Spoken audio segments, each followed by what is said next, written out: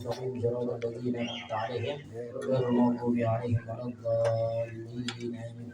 يا رب بالمصطفى بلغ مقاصدنا واغفر لنا ما مضى يا واسع الكرم. يا رب بالمصطفى بلغ مقاصدنا واغفر لنا ما مضى يا واسع الكرم. هو الحبيب الذي ترجى شفاعته لكل هول من الأهوال مقتهبي. يا رب بالمصطفى بلغ مقاصدنا واغفر لنا ما مضى يا واسع الكرم. مولاي صل وسلم دائما أبدا على حبيبك خير الخلق كلهم. يا رب بالمصطفى بلغ مقاصدنا واغفر لنا ما مضى يا واسع الكرم. يا رسول الله سلام عليك يا رفيع الشان والدرج. يا رسول الله سلام عليك يا رفيع الشان والدرج. فانفعنا ببركتهم واهدنا الحسنى بحرمتهم. يا رسول الله سلام عليك يا رفيع الشان والدرج. ومتنا في طريقتهم ومعافاة من الفتن. يا رسول الله سلام عليك يا رفيع الشان والدرج. اللهم صل وسلم وبارك عليه وعلى آله. الفاتحة بالقبول وتمام كل سوء ونيل معمول ونعوذ بك من اللغو والفضول. وإلى حضرة سيدنا رسول صلى الله عليه وسلم سيدنا مؤلفنا هذا الكتاب وريبنا وشهدنا الحبيب عبد الرحمن بن السكاف الحبيب عمر محمد الحبيب عبد الرحمن بن السكاف الحبيب عمر محمد بن سالم حافظ وشيخنا في الدين الشيخ شمس المعرف حمزة وشيخنا شيخ محمد زكريا الخالدي وشيخنا شيخ عبد فخر الدين المستور وشيخنا شيخ محمد ياسين الفداني وشيخنا شيخ عبد الحميد الداري وشيخنا محمد مستور حفظ المستورة شيخ عبد المستورة الحبيب عبد الرحمن بن شيخ على الطاس وشيخنا حبيب شيخ الطاس وشيخنا خصوصا وأستاذنا الأستاذ محمد بن نجيب ماسة وصوله وفورهم من المنتسبين في هذا المعهد ومن هذا المجلس أن الله يتقاش المغفرة في الجنة. أن الله ينور قلوبنا وتشرح صدورنا وحسن مقاصدنا ويجعلنا وإياهم من حزبهم وارزقنا محبتهم ويتوفنا في ملتهم وبكلمة صلاة إلى حضرة النبي محمد صلى الله عليه وسلم. يسر الفاتحة. أعوذ بالله من الشيطان الرجيم. بسم الله الرحمن الرحيم. الحمد لله رب العالمين الرحمن الرحيم مالك يوم الدين. إياك نعبد وإياك نستعين اهدنا الصراط المستقيم صراط الذين أنعمت عليهم غير المغضوب عليهم ولا الضالين آمين. السلام عليكم ورحمة الله وبركاته. الحمد لله على نعمة الإيمان والإسلام وكفى بهما بنعمة وفوض أمري إلى الله إن الله بصير بالعباد. يا نعم المولى ونعم النصير ولا حول ولا قوة إلا بالله العلي العظيم. Hadratul Mukarramin, para jamaah yang dirahmati Allah Subhanahu wa taala. Alhamdulillah, kita bersyukur kepada Allah di malam Sayyidul Ayyam ini kita duduk bareng baca surah Yasin, baca Aratib, baca Maulid, baca sholawat yang tiada lain adalah malam Jumat disebut dengan Sayyidul Ayyam, penghulunya para hari. Dan dikatakan juga hari Jumat adalah harinya sakral. Dikatakan Yaumul Jum'ah Aidul Mu'minin.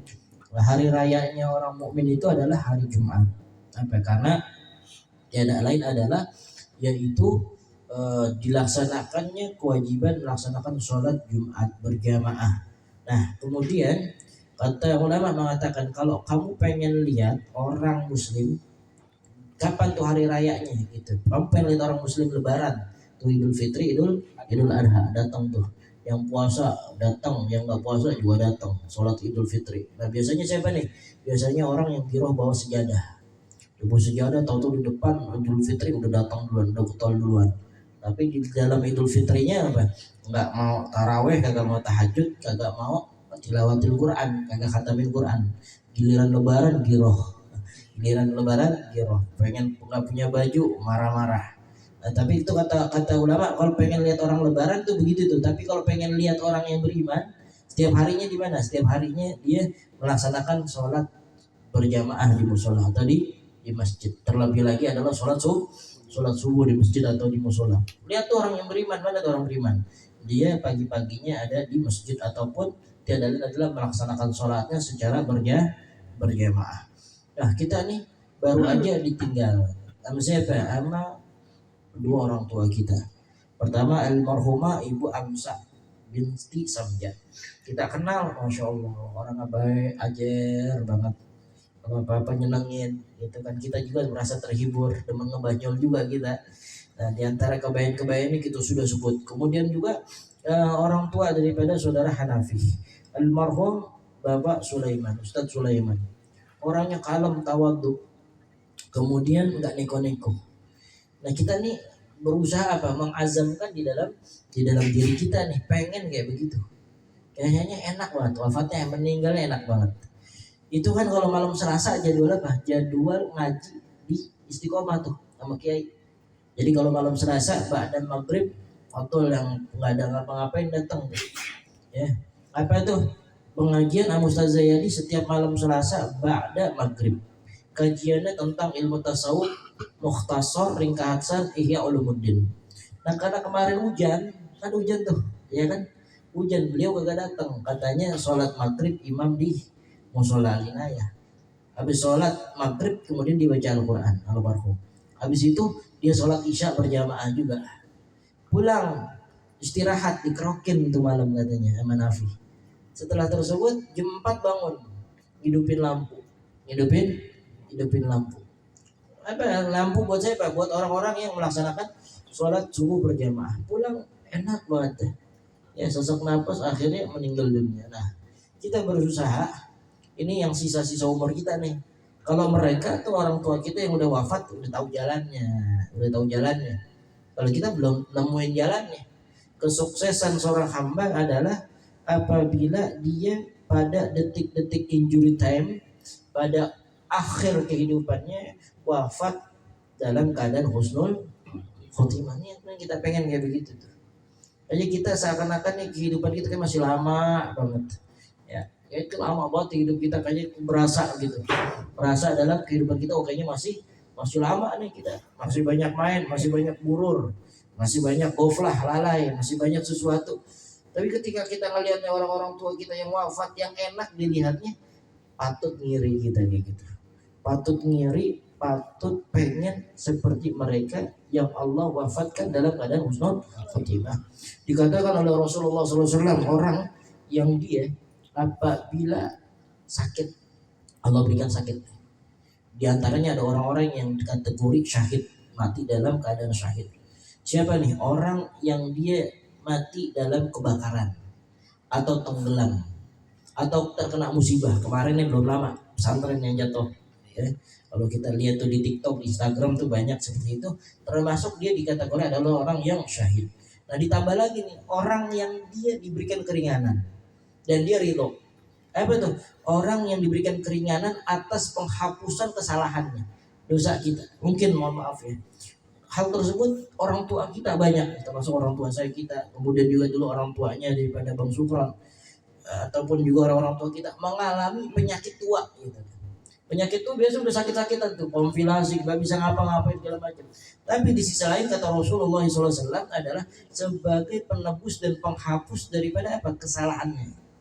Jadi termasuk dikatakan oleh Rasulullah di dalam hadis, apabila orang yang dia terkena musibah, terkena sakit, kita nih sakit nih, pilek, batuk, ngekel gitu kan, ataupun radang dan sebagainya, ataupun meriang sampai seminggu, tiada lain adalah hakikatnya Allah sedang mengangkat dan mengampuni dosa kita.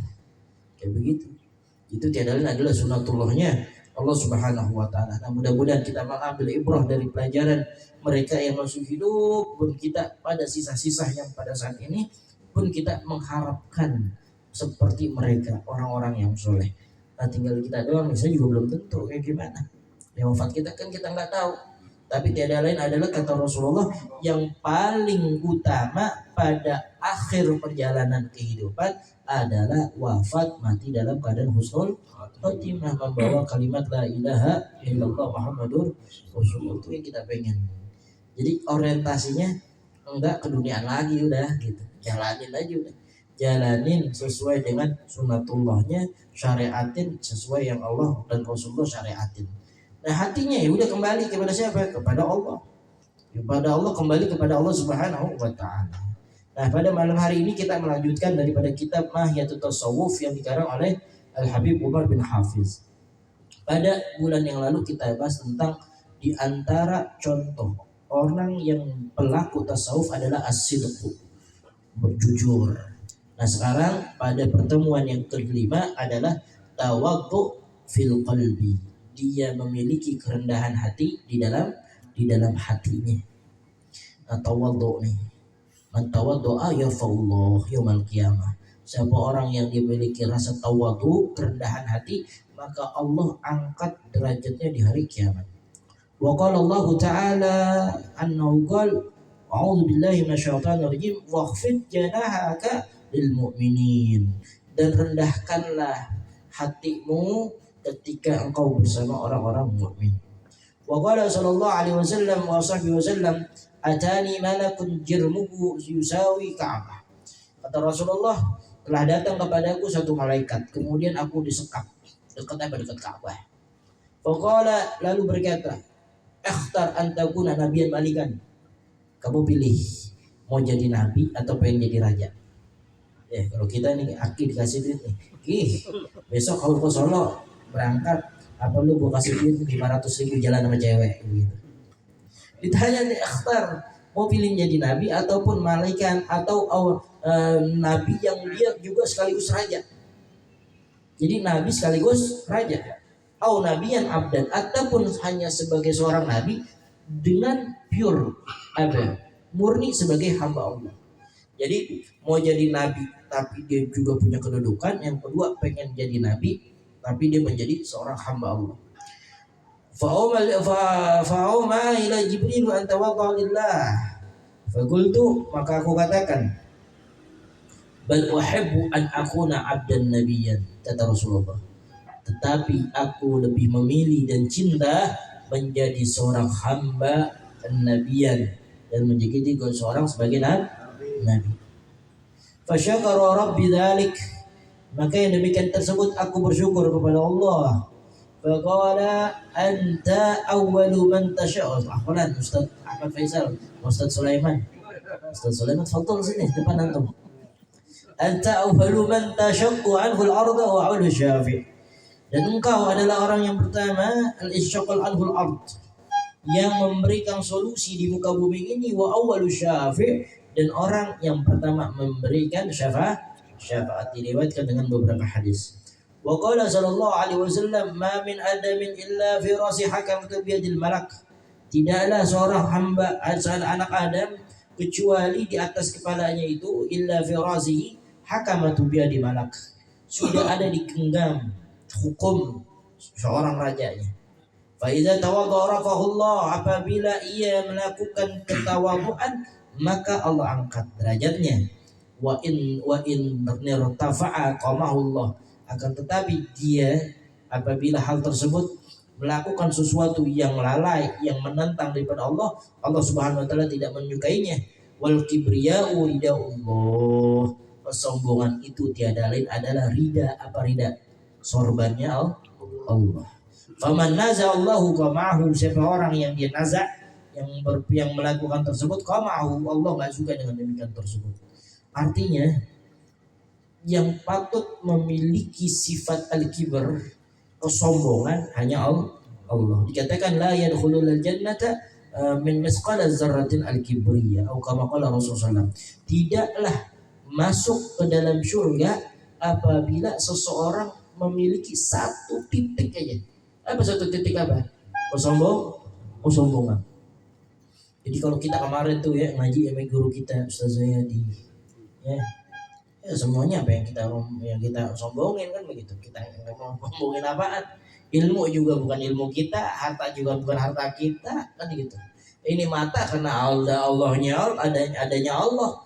Apa Allah yang maha melihat, al-basir. Nah ini pendengaran sebenarnya hakikatnya bukan pendengaran kita. Tiada lain adalah pendengaran yang Allah berikan dari mana? Dari zat yang maha mendengar. Ya sami'. Nah itulah yang tiada lain adalah berkenaan kembali kepada nilai kerendahan di dalam hati kita. Tentang apa? Tentang fokusnya hati atas ketahuan diri kita. Taunya diri kita tuh, tahu diri bahasanya. Tahu diri kita nggak punya. La haula wala quwwata. Tiada kekuatan.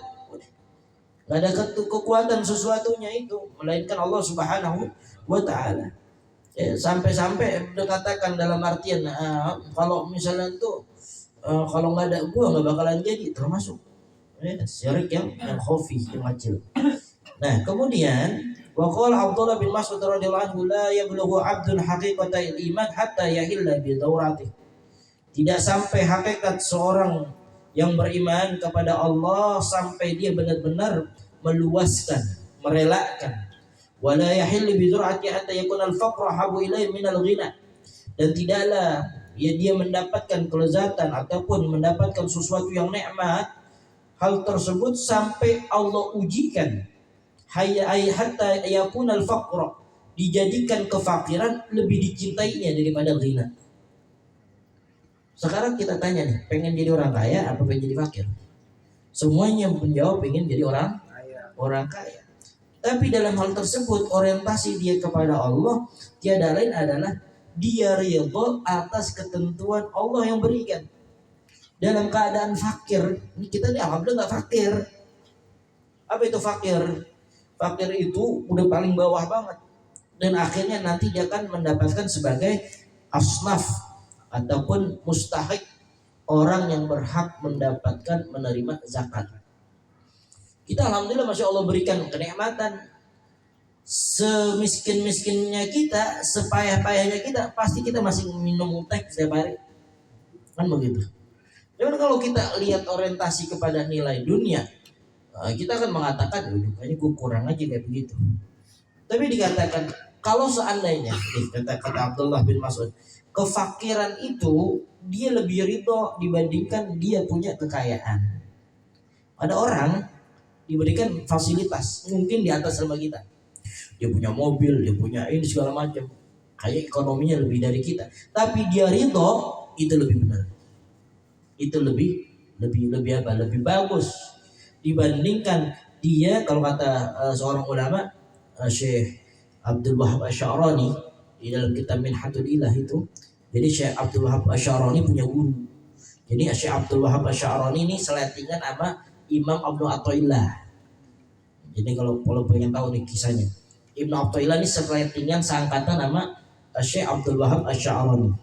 Punya guru nih dua-duanya. Siapa? Yaitu adalah Abu Musa Al-Mursi. Nah, Abu Musa Al-Mursi punya guru namanya siapa? Syekh Abi Hasan Asy'adzili. Jadi begitu tuh. Nah, di bawahnya beliau nih ada yang namanya yaitu Syekh Al-Imam Busiri. Kita kenal dengan Shahibul Burdah. Nah, kebetulan alhamdulillah Al-Fakir pernah ziarah waktu di Mesir tuh. Nah, juga di antara wiridan kita nih Al-Bihatulahnya adalah merujuk kepada wiridan Syekh Abi Hasan Asy'adzili. Nah, itu engkau mengeluh atas sesuatu yang Allah berikan dalam musibah, kata beliau nih itu nggak bagus. Yang paling bagus adalah engkau mensyukuri atas nikmatmu walaupun itu sedikit. Contoh nih misalnya maaf ya, kan orang sakit nih, ngeluh, ataupun kita permasalahan yang kita nggak demen di dalam hubungan sosial kita ngeluh. Itu kata ulama Allah nggak demen yang begitu. Tapi Allah lebih suka sesuatu yang dia syukurin walaupun itu sedikit. Tahapannya beda tuh, tahapannya berbeda. Nah sama juga dengan tadi dikatakan oleh Abdullah bin Mas'ud, dia ridho atas ketentuan yang Allah berikan dibandingkan dia melihat sesuatu kepada yang lebih fasilitasnya lebih unggul, lebih mulia, lebih ekonominya lebih luas. Nah, wa tawaddu ahabbu ilaihi minasyaraf. Kerendahan hatinya aku lebih cintai, lebih dicintai olehnya daripada kemuliaan. Lihat orang-orang di depan. Nah, cuman ada begini, termasuk tawadhu apa enggak? Contoh, ada orang nih, ya kan seletingan nih. Misalnya dia umurnya sama, ilmunya sama, gitu kan. Terus ada suatu majelis, yang A sama yang B. Yang B duduk di depan. Yang A ngomong begitu, gak pantas tuh dia duduk di depan, yang pantas gua. Termasuk orang tersebut tidak memiliki rasa tawadhu. Atau sebaliknya, yang dia duduk di belakang, yang mepet, kan banyak tuh ya. Ayo Ustaz masuk Ustaz ini. Ini duduk aja di belakang. Belum tentu tawadhu. Belum tentu tawadhu. Di antara salah satu ulama pun juga mengatakan tawadhu itu adalah bisa menempatkan pada sesuatu porsinya, ketika diminta dia berikan. Termasuk tawadhu. Jadi tawadhu bukan hanya sekedar secara dilihat secara zahir. Makanya ditawadhu banget ya, belum tentu. Kenapa? Karena urusan hati, tawadhu itu adalah urusan hati dengan Allah. Yang tahu dia kibar, yang tahu dia sombong segala macam nih, niatannya tergantung dianya nih. Nah itu tipis banget tuh. Dengan kita nih lagi belajar tuh, kata Habib Umar bin Hafiz, di antara jalan yang kelima adalah tawadhu fil qalbi, tawadhu di dalam hati gitu. Merendah hati, jadi merendahkan, bukan merendah diri. Kalau merendah diri nggak boleh, rendah hati gitu. Maka dikatakan rendah hati lebih dicintai dibandingkan dengan kemuliaan. Wa hatta yakuna hamiduhu wa dhammuhu inda sawa. Nah, sama halnya bagi orang yang memujinya ataupun yang dia lawan puji apa sih lawan puji? Mencelanya sawaun, sama. Jadi udah bodo amatan nih orang. Dia udah bodo amatan. Mau dipuji kek, mau dicela bodo amatan. Tuh. Fafasaraha ashabul Abdillah qala hatta yakuna al-faqru fil halal ahabbu ila min al-ghina fil haram. Nah, sehingga juga dikatakan qalu hatta yakuna al-faqru fil halali, ketika kefakiran itu di dalam halal lebih dicintai. Jadi kefakirannya nih ke dalam keterbatasan atau kecukupannya. Jadi nih dia dalam segi ekonomi misalnya, dia cukup. Dengan apa? Dengan sesuatu yang halal. Dibandingkan sesuatu yang kaya fil harami, di dalam urusan yang haram. Maka itu orang kan sebenarnya kita ini hidup mau ngapain sih, kan begitu ya? Kan begitu. Kalau orientasi orang barat ataupun orang-orang yang hubud dunia kan dia pengen apa? Wah, gue punya planning nih begini, punya tanah gue lebar, pesona segala macam gini. Tapi kalau bagi orang yang dia benar-benar memiliki nilai cahaya ma'rifat kepada Allah, kan akhirnya kan nanti bakalan mati juga, kan begitu. Akhirnya mati juga. Maka dengan demikian dia mengatakan kalau seandainya itu dalam segi ekonomi sudah cukup gitu kan. Jadi cukup dalam arti udah nggak terlalu tulur amal, nggak terlalu pengen sesuatu yang sesuatu yang dia rencanakan, planning secara ekspektasinya. Ekspektasi gue nih umur segini 40 tahun, gue udah harus begini. Umur 45 gue harus begini. Dari segi dunia segala macam. Tapi ntar kalau nggak seandainya tuh kagak kesampean, stres dia, gila dia.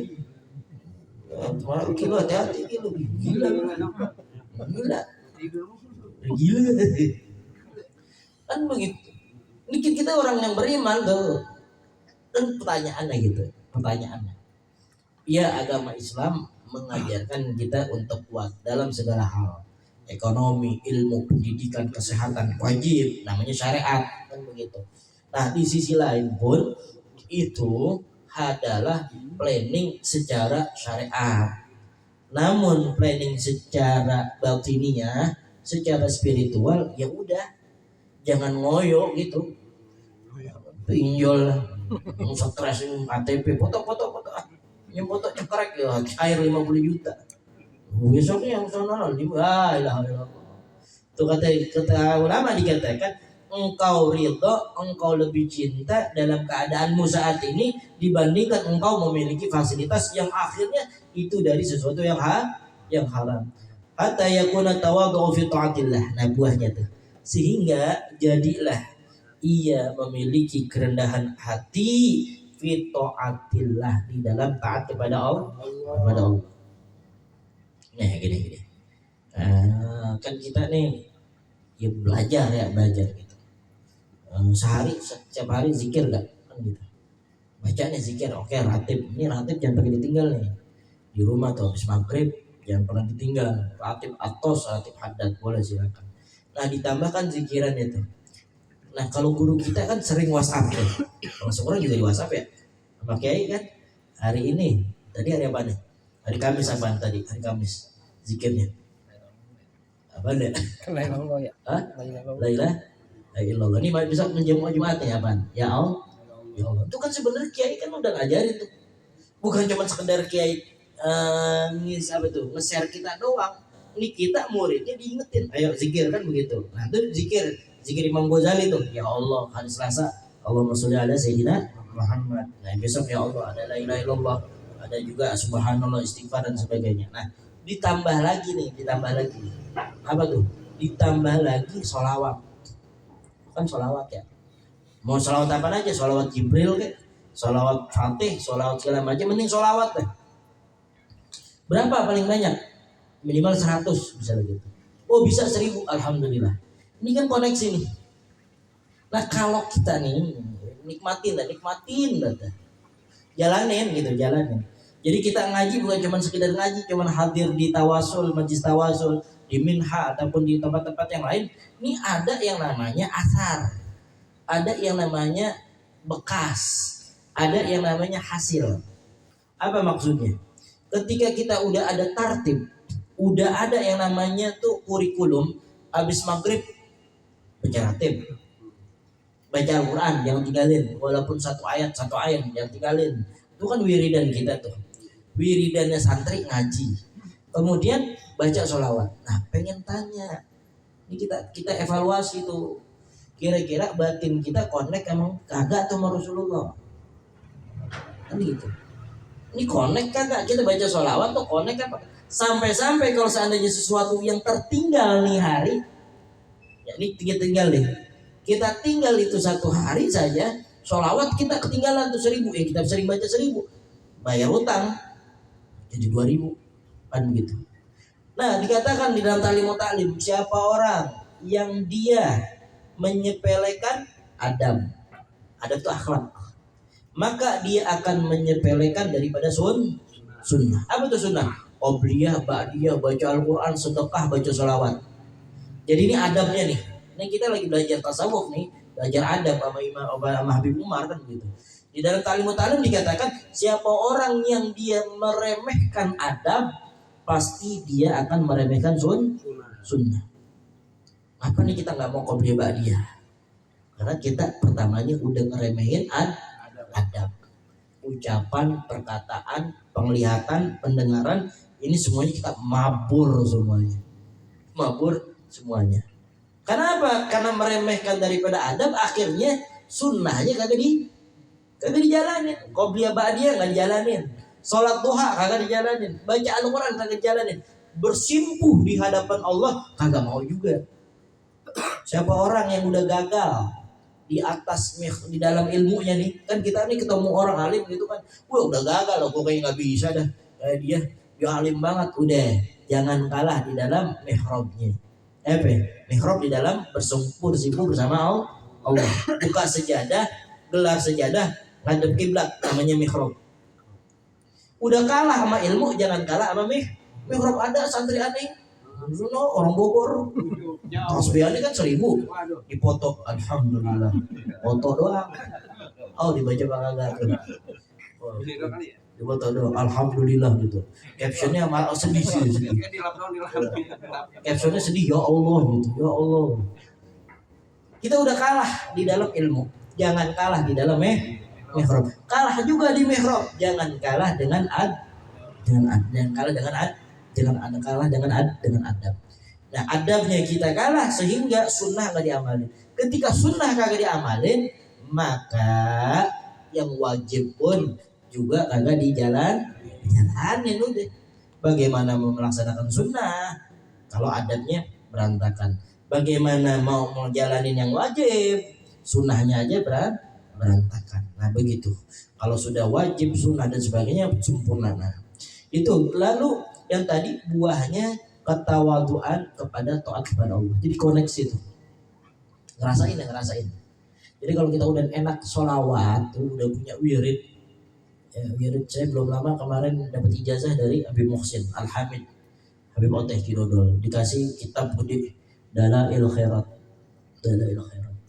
Jadi setiap hari itu baca dari hari Senin sampai Jumat dan sebagainya, dan itu masya Allah baru ngejalanin tapi udah Allah kasih nikmat, enak banget deh. Pengen ngapain udah ingat Rasulullah, pengen ngapain ingat Rasulullah, pengen sesuatu yang dalam artian yang apa nih, kita mau gurur gitu kan, pengen goflah gitu, pengen melenceng lah bahasanya gitu kan. Ya, apalagi nih handphone bahaya banget nih. Handphone kita lihat TikTok aja tuh, ya Allah, lihat TikTok nih, coba TikTok live, lah itu kita live klik, buset deh, ngablak semua, buka deh, ini ada tuh, boleh, ini TikTok nih, itu kita buka tuh ngablak semuanya, buset deh, ya Allah, bilang gift dong gitu kan, nah Allah, nah ini kan kita nih, tantangan kita begitu nih karena handphone segala macam apapun dah. Apaan baik Opera Mini, masih ada Opera Mini. Udah kan. Ini kalau hal tersebut nih kita tanemin, nah insya Allah tuh buahnya dengan buah salawat, pengen melakukan sesuatu yang mungkin kagak baik akan terkontrol. Nah termasuklah daripada buah tersebut adalah tawadu, taat kepada Allah. Ahabbu ilaih minasyarafil ma'asyatillah. Dia buahnya tawadu itu adalah taat kepada Allah lebih dicintai olehnya daripada kemuliaan. Fi ma'asyatillah, di dalam maksiat kepada Allah. Emang maksiat enak banget, kenapa? Nyesel, tapi kan nyesel. Wa hatta yakuna hamidu wa zamu fil haqqi sawa, dan itu sama. Baik pujian ataupun cacian semuanya menjadi sama bagi orang-orang yang tawadu. Dia tidak mengurusi daripada hal-hal yang demikian tersebut. Mudah-mudahan apa yang kita bahas mendapatkan ilmu yang bermanfaat untuk kita semuanya. Allah berikan kita keberkahan dunia dan akhirat, shukr afiat. Allah subhanahu wa ta'ala qabul hajat dunia dan akhirat kita, amin amin ya rabbal alamin. Insyaallah ya, malam Jumat depan kita hadir lagi di sini. Kemudian malam Sabtunya kita berangkat ke Solo untuk melaksanakan daripada Haul Habib Ali bin Muhammad Husain Al-Habsyi. Nah ini majelis ada keterkaitan juga, dapat ijazah juga dari Habib Ading. Nah, Habib Ading itu adalah jadi neneknya Habib Ading, adiknya Habib Anis, ya, Syarifah Habsyi. Ada makamnya di situ tuh. Udah pernah belum? Jeruk belum? Belum. Karokot kudu nih. Kita berangkat nanti kapan ziarah tuh. Jadi adiknya Habib Anis, cucunya berarti jatuhnya cucunya Habib Ali Simkuduror. Ada di Jeruk Purut. Gak perlu ke Tarim, cucunya ada di Jeruk Purut. Nah terusnya tuh nanti insya Allah kita ada rangkaian haul ke Solo. Kemudian tanggal 17, 18, 19-nya jangan sampai ketinggalan. Kalau nggak bisa setiap hari ngikutin Habib Umar, minimal acara yang nanti akbarnya tuh. Di mana? Di Monas. Tanggal 17 ya. Jumat malam Sabtu di Monas. Setelah itu daras, ada haul di Cododol dan sebagainya. Biasanya kalau saya tuh nggak pulang-pulang. Jadi bawa mobil, pokok gamis sudah di mobil aja. Ntar mandi di kamar mandi mana gitu, musola ataupun yang lainnya. Mudah-mudahan Allah SWT qabul untuk kita. Amin. Amin ya rabbil alamin. Rabbana taqabbal minna innaka antas samiul alim.